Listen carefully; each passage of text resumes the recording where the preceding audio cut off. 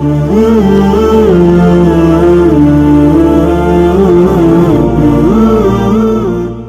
is the best of all visitors that one can entertain in one's life, because therein lies a lot of goodies. For example, the Laylatul Qadr, which Allah says is better than 1,000 months, lies therein. It's in Ramadan, apart from so many other months. So it is a unique opportunity, and Muslims cannot afford to miss it. That is why we need to sensitize ourselves to prepare adequately for meeting this month, and that is what this program is all about. Okay, so I also know that apart from the main lecture targeting Ramadan, so the pre-Ramadan seminar also addresses other issues, especially affecting Nigeria. So this particular edition for today, which other issue are we looking into? The global problem of our time centers on one thing, as far as Muslims are concerned, that is on faithlessness. If people don't believe in their creator, then there is no caution.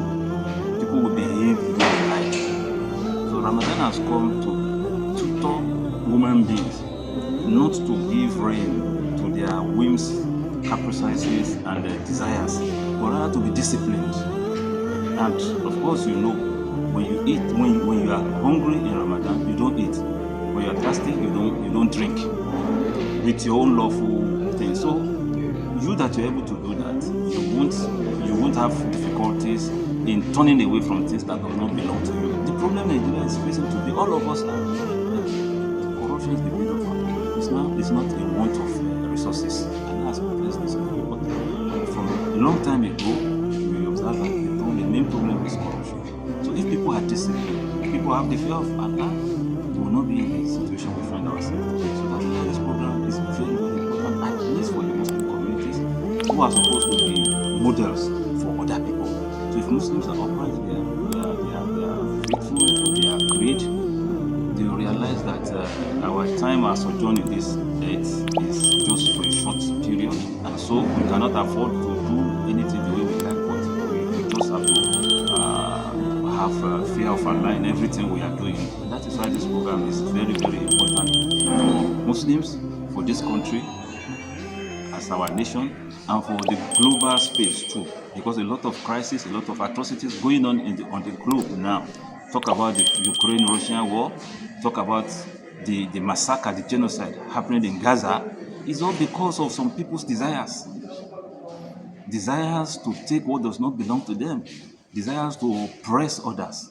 So fasting is very, very great in the life of human being, not only for the nation, not only for the families, not only for the individuals, for the entire world. It's very, very important. Okay, now, yeah, just one or two questions. Sorry, just because before that, I just have one.